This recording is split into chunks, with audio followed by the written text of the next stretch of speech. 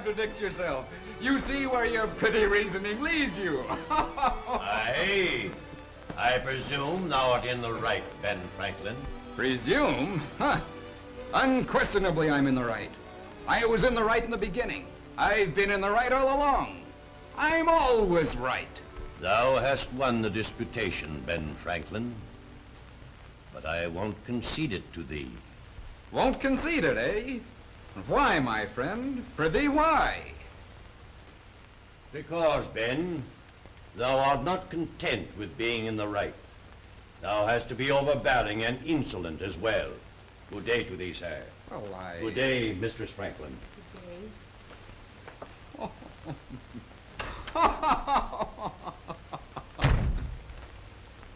Did you win your argument, Benjamin? What, dear child? I say, did you win the argument with your Quaker friend? Win?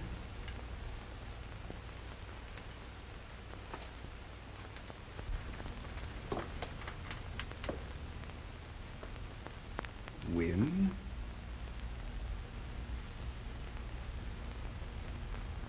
Did I win?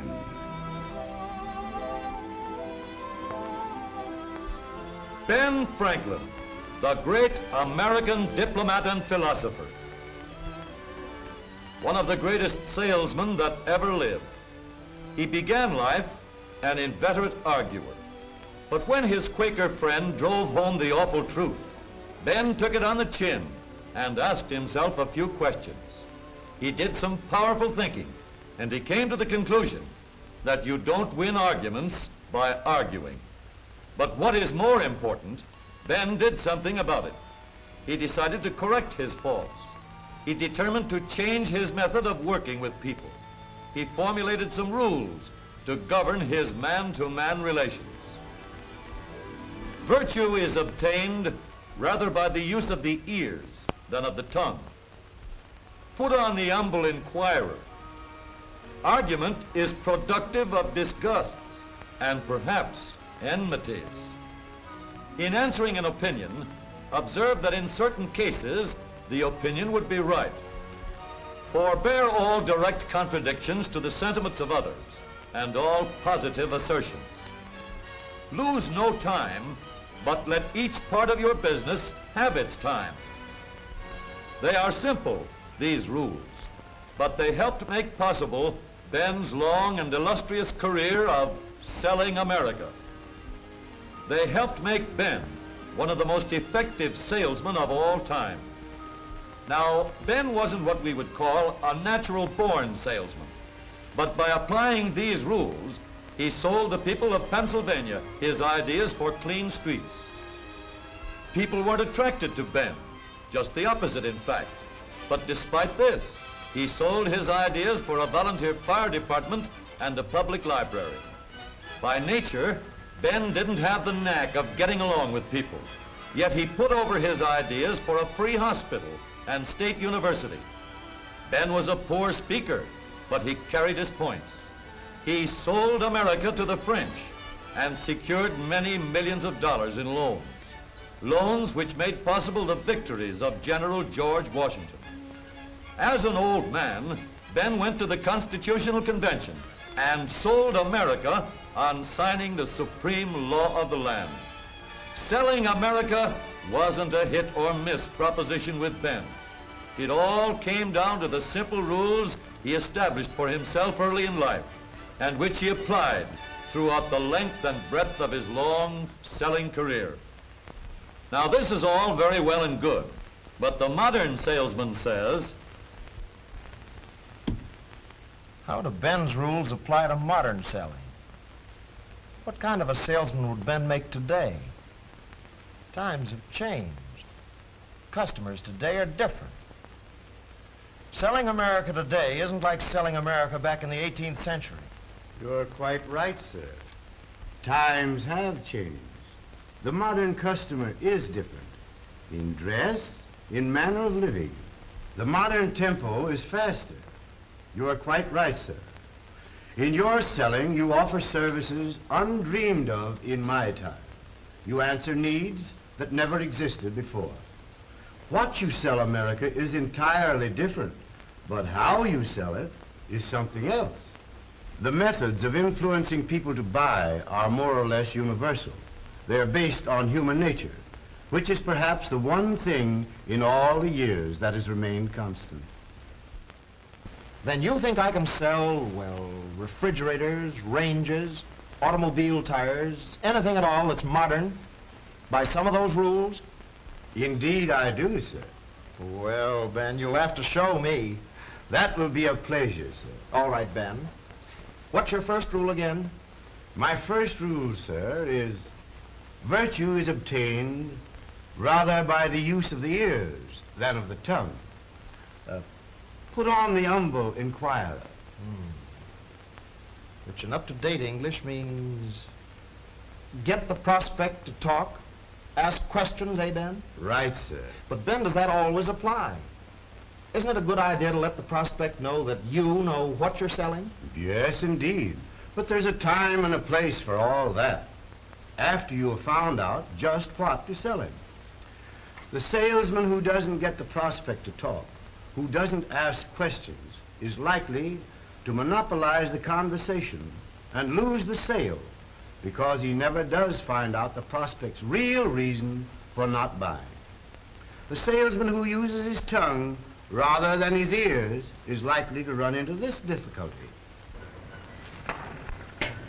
While you're here, Mr. Daniels, if you have time, I'd like to show you our tires. You'll be needing some new ones before long, you know. Yes, I know. But I generally buy my tires down the street at Ed's place. Well, if it's economy and tires you're looking for, Mr. Daniels, I think I can prove to you that our make of tire comes just as cheap as those down the street. That is, cheap when you consider the service and long life you get out of our make. Well, Why, Mr. Daniels, these tires have been put through all kinds of road tests before they were placed on the market. Scientifically conducted road tests by the greatest engineers in the industry. And they prove conclusively that this tire has the greatest mileage of any tire you can buy today. Just let me... I'll think it over and let you know. I have an appointment. Pet selling points are often the reason for lost sales. The salesman tries to sell something that he himself is interested in, and frequently it is not at all what the prospect is interested in. That's why rule number 1 says, get the prospect to talk. Ask questions. In that way, you can find out what the prospect really wants. How do you find out what his real reasons are for not buying? Well, the simplest way to do that, I should say, is to ask why. Why? Uh-huh. Let's see how it works on Mr. Daniels. While you're here, Mr. Daniels, if you have time, I'd like to show you our tires. You'll be needing some new ones before long, you know. Yes, I know. But I generally buy my tires down the street at Ed's place. Is that so, Mr. Daniels? Just why do you like that particular tire? Well, I don't know. I've been using them a long time. I like the way they're made. In other words, you like their construction. Well, yes, I guess that's it. I see. Just why do you like that particular construction? Well, I'll tell you. I do a good deal of traveling in all kinds of weather. What I like most about that tire is the tread. Well, I don't want to be too inquisitive, Mr. Daniels, but just what do you like about that tread? Well, it doesn't skid. I see. Well, that's very important in a tire. And I believe you'd be interested in seeing a new safety tread that our company has just developed. A new tread? Yes. I'd like to show it to you. The prospect is really interested in safety, in non-skid. So that's what the salesman must talk about if he wants the prospect to listen. Not cost of the tire, not mileage. All the talk in the world about cost or mileage wouldn't sell that prospect when he's really interested in something else. The only way I could find that out was to ask questions. Besides, if you get people to talk, it puts you on a friendly basis. People like to talk. Okay, Ben. What's your second rule?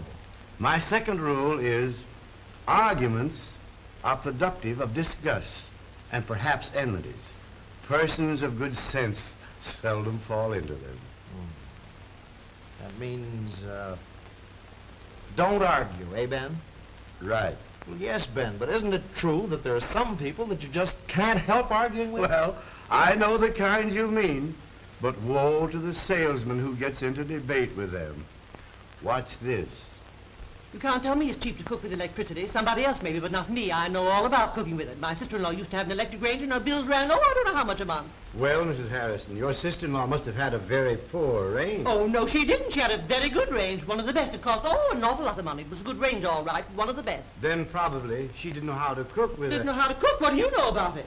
What I meant was she probably wasted current, used electricity that she didn't need. Why, we've made a national survey. Why, I have statements here to prove... I guess she knows what she needs to cook with and what she doesn't. My sister-in-law is a good cook. She was chief dietitian of, I don't know how many hospitals before she was married. Cook? Why, that little woman could cook wings around anybody I ever saw. The most beautiful pies and roasts and, well, anybody who says my sister-in-law can't cook is... Well, what do you know about it? What can you cook? Well, I bet you can't even boil water. Can't even boil water. You men are all alike. You think just because you're men you know all there is to know about everything. All there is to know. My Harry is just the same. Doesn't think a woman knows anything. Anything at all. About politics or anything. Well, I want to tell you the woman in this country counts for something in the government, whether you... And if you do get into an argument, there's no telling where it will lead you. But one thing is certain, though. It won't lead to a sale. But how do you handle a woman like that, Ben? Well, that brings me to my next rule. Rule number 3. In answering an opinion, observe that in certain cases or circumstances, the opinion would be right. What does that mean, Ben? Well, as you might put it, it means answer with a yes, but. That's what I'd do with a woman like that one. You can't tell me it's cheap to cook with electricity. Somebody else maybe, but not me. I know all about cooking with it. My sister-in-law used to have an electric range and her bills ran, I don't know how much a month. Yes, Mrs. Harrison, I can understand why you feel that way. Many people think that about electric cooking costs. Some electric ranges did cost a lot to operate. That's because many of the earlier electric ranges used a lot of current, and because rates were high. But fortunately, those conditions are no longer true. I know, but my sister-in-law told me definitely that her range cost her $7 a month to operate. Yes, I have no doubt that your sister-in-law's range did cost that much to operate. But today's electric rates are appreciably lower, and the modern range uses considerably less current. Really, it's hard to believe there could be so awful much difference. Yes, it is hard to believe. But as a matter of fact, in a national survey just completed, the average cost of operation was found to be only $2.30 a month. And here are some actual statements from owners right in this town. Well, that certainly is surprising. I had no idea it cost so little to cook with electricity.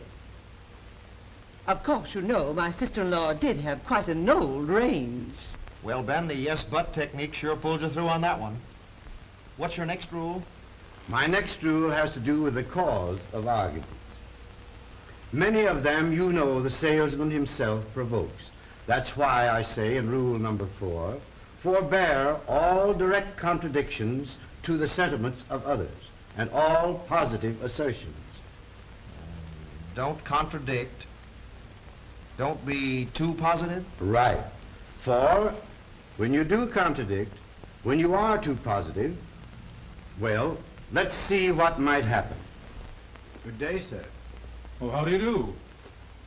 I'm looking for one of those grips. I didn't see what I wanted in the window. One of those, you know, grips. What do you want it for? Well, I'm going to do a little traveling. The company is sending me out in the field again. I'm going on the road. Well, in that case, you don't want a grip. Nobody uses grips anymore. They're out of style. They're a back number. You want one of these. No, I don't. I want a grip. I've always used a grip. I don't like these newfangled bags. But I think you're mistaken. Everybody uses these bags nowadays. I don't care. Grips aren't any good. Not enough room in them. Can't keep your clothes right. Your suits get wrinkled. You'll carry an extra suit along with you, won't you? Yes, but... Well, in that case, this bag is just the thing. A place for everything, and everything in its place. Accommodates every traveling need. This is what you want. No, it isn't. I want a grip. And if I can't get it here, I'll... You see, I got off on the wrong foot right away by contradicting the prospect.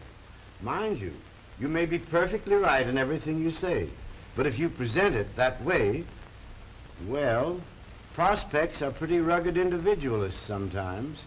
How much better it would have been to handle it this way. Good day, sir. Well, how do you do?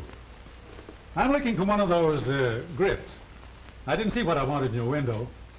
One of those, you know, grips. Yes, I understand. Of course. Going to do a little traveling, eh? Yep. I'm going on the road again. Here is a very nice grip. Genuine top-grain cowhide leather. Hand-sewed. Lined with imported Irish linen. Will not scratch or soil. Yeah? Well... By the way, here's another style of bag with many new conveniences for a person who travels a lot. Well, I know. But it probably costs too much. It does cost a little more, but then the savings on suit pressings would in a short time more than pay for the difference. Well, I never thought about one of those. But you know, that looks all right. In other words, always be sure to show them what they ask for first. Yes. By not contradicting and getting off on the right track, you're well on the way to stepping the prospect up to a better sale, to what he really needs, and to having a better satisfied customer. All right, Ben, where do we go from here? What's rule number 5? Rule number 5 is lose no time. Cut off all unnecessary actions. Let all things have their places, but let each part of your business have its time. Don't waste time, but tell a complete story? Right. Now suppose I'm selling a woman a refrigerator. I find out, by getting the prospect to talk, that she's interested in the ice tray. All right. You see, Mrs. Brown, a simple lift of this lever and the cubes are released instantly. The quick cube tray, it's called. Here, try it.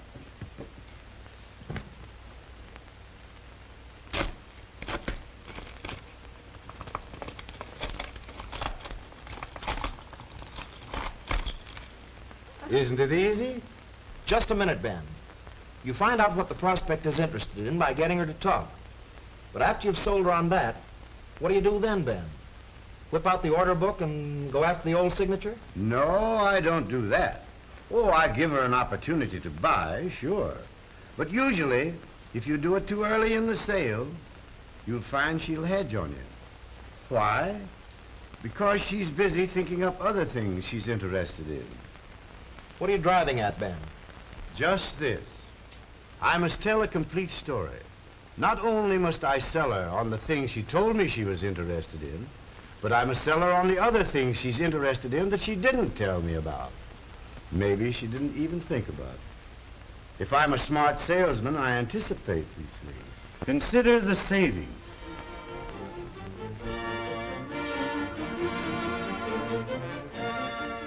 Lifetime porcelain finish.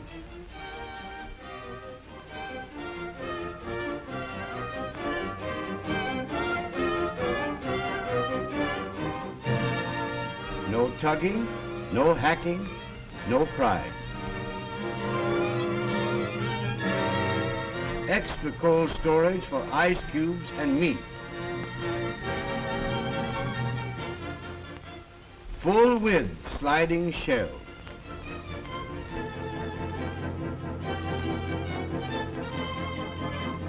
Hydrator for fruits and vegetables.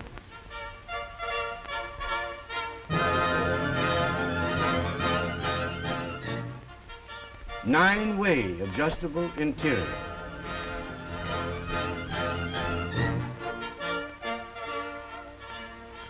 Thermo-sealed cabinet. The simplest refrigerating mechanism ever built. What you want is a refrigerator that'll give you all these things, Mrs. Brown.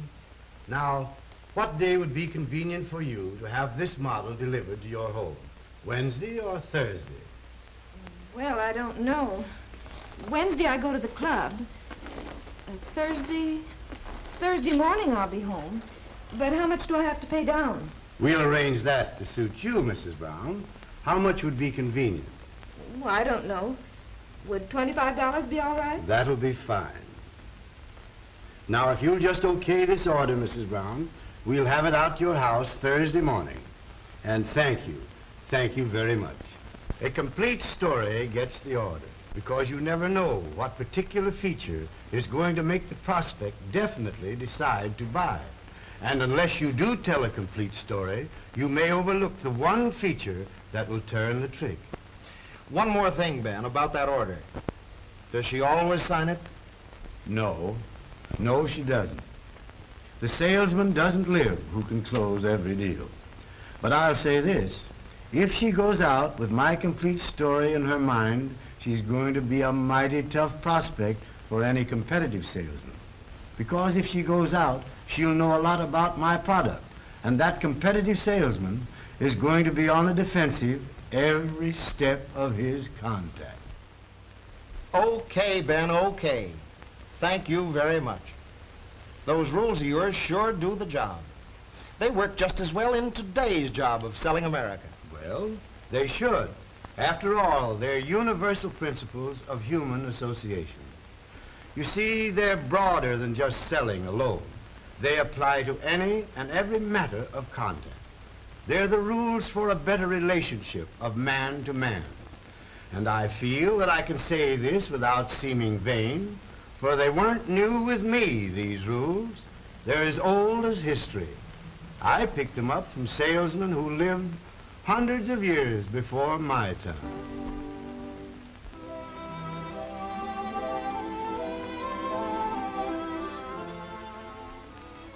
Get the prospect to talk. Ask questions.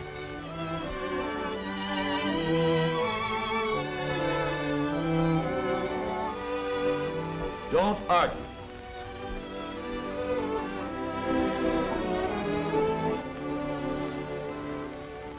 Answer with a yes, but.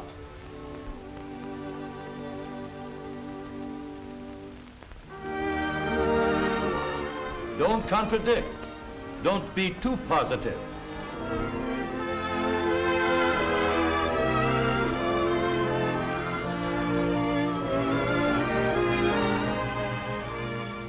Don't waste time, but tell a complete story. Use these 5 rules every day, in every contact, and you can sell America.